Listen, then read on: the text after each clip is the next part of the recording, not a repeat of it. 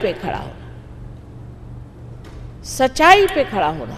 और सच्चाई ये है कि ये सब ढकोसलेबाजी में आप परमात्मा को कभी नहीं पा सकते। हजारों वर्ष से ऐसे ढकोसले अपने देश में चले आ रहे हैं और नाना तरह से हम लोगों ने बेकार के काम किए। आप जानते हैं, विधवाओं को सताया, औरतों को सताया, उसको जिसको मिला उसको सताया। ये जितने संत साधु हो गए, नानक साहब को सताया, हमने किसको छोड़ा? हमने ज्ञानेश्वर जी को सताया, तुकाराम जी को सताया, और जितने भी बड़े बड़े साधु संत हुए सबको हमने छला है। आज हम ही उनकी पूजा कर रहे हैं और उनको बैठ के यहाँ मना रहे हैं।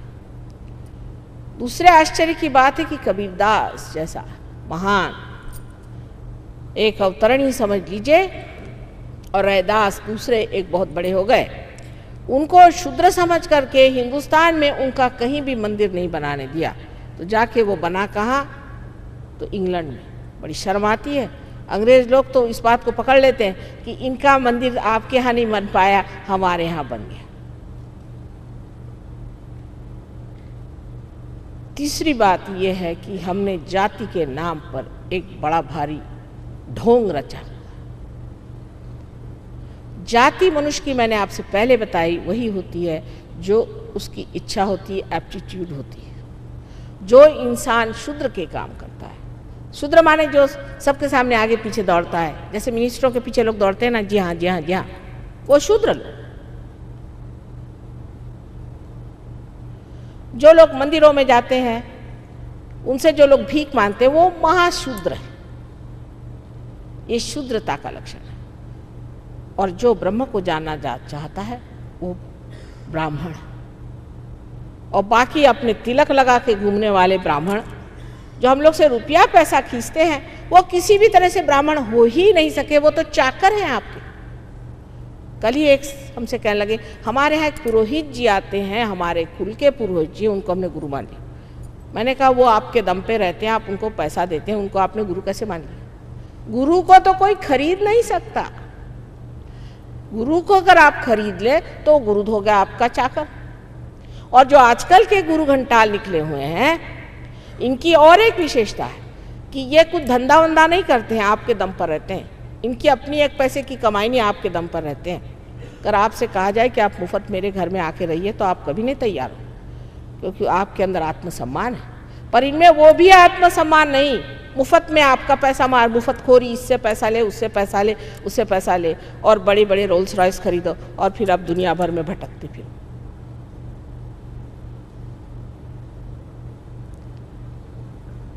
हमारी अकल को हमें दुरुस्त रखना चाहिए। हम ऐसे युग में आए हुए हैं कि ये घोर कलयुग है, और इस घोर कलयुग में भ्रांति इतनी मनुष्य को हो जाती है कि वो किसी भी चीज़ को सत्य समझ के लग जाता है। बस इसको हमने सत्य माना, आप चले। अरे भाई, पर इस सत्य से तुमको क्या लाभ हुआ? कुछ नहीं, ये हमारा सत्य है। बकरी की 3 टांग जो कही जाती है, और यही हमारे लिए सत्य है, और हम कोई बात सुनने को तैयार हैं। तो जाइए उसी रास्ते। सत्य एक अनुभव है आपके सेंट्रल नर्वस सिस्टम पर। बार बार मैं कहूँगी, सत्य कोई ऐसी बुद्धि से मान लिया ये सत्य है, उसको पकड़ लिया, ये सत्य नहीं होता है। सत्य आपके सेंट्रल नर्वस सिस्टम पे आपने जानना है।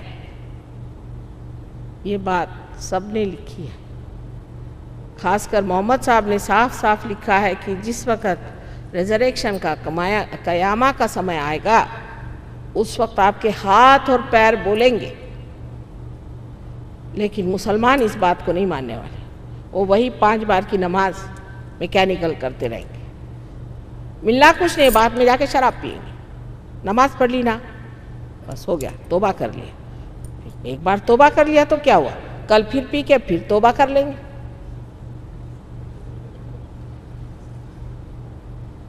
भगवान से माफ़ी तो मांगना है ना, जो करना है कर ले, फिर मांग। अच्छा, उन्होंने भी अगर कहा सबने कि नहीं पियो, तो उसमें कोई आपके दुश्मन तो नहीं थे भाई। आपके चेतना के विरोध में जाती है, इससे अनेक बीमारियां होती हैं। अंग्रेज जो कि अपने को बहुत अक्लमंद समझते हैं, उनके उठे तो शराब, बैठे तो शराब, जहाँ जाओ सो शराब। अब उनकी भी खोपड़ी ठनठनाई है। आजकल जब मैं देखती हूँ पेपर में आ रहा है कि सिगरेट तो बंद कर दी पर अब शराब भी बंद करो। डॉक्टर लोग कहते हैं कि किसी तरह से शराब को बंद कर दो। पहले डॉक्टर लोग कहते हैं कि नहीं नहीं थोड़ा सा पिया करो तो अच्छा रहेगा, अब वही खुद कहते हैं नहीं भी शराब का बंद करने का सोचना चाहिए। जैसे ही ये इश्तहार निकले वैसे ही वहाँ के जो बिजनेस वाले हैं उनकी तो हालत खराब गई कि बाबा रे बाबा फिर हमारा क्या होगा। इन 2-4 बिजनेस वालों के लिए क्या सारी दुनिया खराब की जाए। लेकिन सबसे तो कमाल यह है कि पोप साहब खुद शराब निकालते हैं, यह आपको नहीं पता होगा, और उसका नाम रखा है बेनिडिक्टीन, माने आशीर्वाद। और वो स्पेशल शराब होती है और वो खास लोगों को मिलती है, ऐसे वैसे नहीं। आपको एक क्रॉस इतना बड़ा पहन के जाना पड़ता है तब आपको शराब मिलती, माने आप क्रॉस पे लटकाए जाएंगे उसके बाद। यही अर्थ ले लीजिए। ऐसी ऐसी बेवकूफ़ियाँ कर रखी है, और जब हम कोई बात कहते हैं तो उनको पसंद नहीं आती क्योंकि उनका पेट दुखता है ना। लेकिन मुझे तो सबकी एक ही बात कहने की है कि अपनी बुद्धि को सीधी, सरल और दक्ष रखिए और सोचिए सत्य क्या है। आत्मा को प्राप्त करना सत्य है। जब मैं अमेरिका गई थी पहली मर्तबा तो वहाँ चौधरी साहब थे, अब नहीं रहे। उनका माँ आप अपने लेक्चर्स जो हैं उनको रजिस्टर्ड करवा लीजिए, कुछ ऐसी चीज़। तो मैंने कहा क्यों? कहले कोई भी आपके शब्द उठा लेगा और आपके बारे में बोलेगा। मैंने बोलने तो बड़ी अच्छी बात है, मैं तो अच्छी बातें बोलती हूँ, बोलेगा तो कोई हर्ज नहीं। तो मैंने कहा कि आपका फिर से जन्म होना चाहिए, आपका पुनर्जन्म होना चाहिए। तो वहाँ पर एक नई चीज़ निकल आई है, बॉर्न अगेन। बॉर्न अगेन कौन है आप? मैं बॉर्न अगेन। झूठ मूठ का अपना सर्टिफिकेट लगा घूम रहे। बॉर्न अगेन भाई, तो तुम्हें कौन सी शक्ति है, तुम्हें कौन सी विशेषता है? अगर बॉर्न अगेन हो तो आप में शक्ति कौन सी? नहीं, हम तो बॉर्न अगेन हैं। और एक बार वहाँ कैल्विनिस्टिक चर्च में हम लेक्चर दे रहे थे तो स्विट्ज़रलैंड में बड़ी भीड़ थी। एक देवी जी हाथ में बाइबल लेके मुझे मारने के लिए आई और मुझे इतनी ज़ोर की हंसी छूटी है कि वही घबरा गई कि ये तो औरत कुछ डरती ही नहीं, मैं तो इनको मारने। मैंने कहा सब में तुमको बाइबल ही मिला मुझे मारने के लिए और कोई चीज़ लेके आ। तो कोई बात जो बड़े कह गए हैं उसमें आजकल के अक्लमंद बहुत से नुक्स निकालते हैं, क्योंकि आजकल जो कुछ भी चलता है वो इंसान के कमज़ोरियों पर।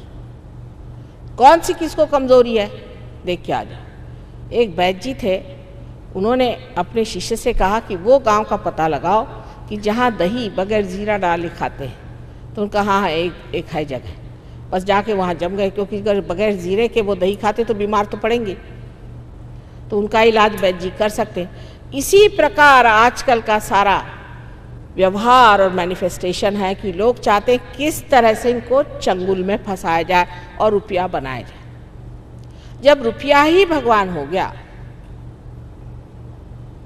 जैसे अमेरिका के लोग कहते हैं, अमेरिका के गुजराती जो गए हैं वो कहते हैं कि डॉलर मारा भगवान। उनके लिए डॉलर नहीं कहते, डॉलर उनका भगवान है। और यहाँ से जितने भी हिंदुस्तानी बाहर गए हैं उनको देख के मैं ये कहती हूँ कि अगर हिंदुस्तान से आम के अगर आप पेड़ ले आइए तो उससे आम तो होगा ही नहीं, होना कैसे हो सकता है उस आबो हवा में, लेकिन उससे एप्पल भी नहीं होने वाला। वो हालत इन लोगों की है। और वहाँ जाकर के कुछ ऐसे ऊल झलूल हो गए हैं कि बुढ़ी बुढ़ी औरतें ट्राउजर्स पहन करके घूमती हैं, अजीब अजीब सी शक्लें बना घूमती हैं। मुझे आश्चर्य नहीं होगा थोड़े दिन में हमारे हिंदुस्तानी भी पंख बने घूमेंगे, क्योंकि बिल्कुल ही उनकी अकल मारी गई है और उनके अंदर कोई अपना व्यक्तित्व नहीं, अपनी कोई भी पर्सनालिटी नहीं है, जो जैसा कहता है वैसे चलते हैं। अब हमें सोचना है कि इस आत्मा तत्व को पाने से हमारे अंदर सत्य का प्रकाश हुआ। सत्य हम इस मस्तिष्क से, ब्रेन से जानते हैं। जैसे श्री कृष्ण ने कहा है कि इसकी जड़ें आपके मस्तिष्क में, वो जड़ें जब खिल जाती हैं तो इसी ब्रेन में हम उसे जानते हैं। और सत्य जब जाना जाता है उसकी पूरी मशीनरी यहाँ ब्रेन में बताती है, जताती है कि ये सत्य है। हमारे उंगलियों में इसका ज्ञान होता है। और जिस प्रकार हम कह सकते हैं आँख बंद करके कि ये माइक है, उसी प्रकार हम आँख बंद करके कह सकते हैं कि ये आदमी कैसा है या हमारी हालत क्या है। तो सत्य, ये जो बुद्धि पहले आपको बिल्कुल ही सीमित थी, वो असीम में उतर जाती है और इसीलिए इसे कहते प्रबुद्ध। इसी को बुद्ध होना कहते हैं। बुद्ध ने भी कहा है कि बुद्धम शरणम गच्छामि, कि बुद्ध को शरण जाओ, माने ये कि तुम बुद्ध गति आओ, बुद्ध के गति पे आओ। बुद्धम शरणम गच्छामि, धम्मम शरणम गच्छामि, बैलेंस में आओ, धम्मम शरणम गच्छामि। और अंत में उन्होंने कहा है संघम शरणम गच्छामि, माने कलेक्टिविटी में आओ। संघम शरणम गच्छामि माने कलेक्टिविटी में आओ। सब एक ही बात कह गए, एक ही बात इस तरह से उस तरह से, मतलब बेवकूफ़ों को समझाने के लिए बहुत तरीके इस्तेमाल करने पड़ते हैं। सीधे साधे तो कोई सुनने वाला नहीं, कभी इस तरफ से समझाइए, कभी उस तरफ से समझाइए। उन लोगों में कोई भी फर्क नहीं है। ईसा मसीह ने कहा है those who are not against me are with me. लेकिन ईसाइयों की खोपड़ी में बात नहीं आने वाली, क्योंकि वो तो सोचते हैं वो सीधे उठाकर विमान में आकाश में जाएंगे और वहाँ उनको बेनिडिक्टिन मिलेगा पीने के लिए।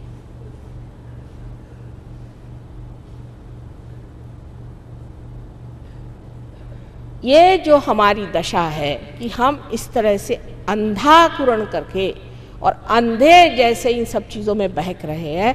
धर्म तो हमारे पेट में बैठा हुआ है, यहाँ पर धर्म है।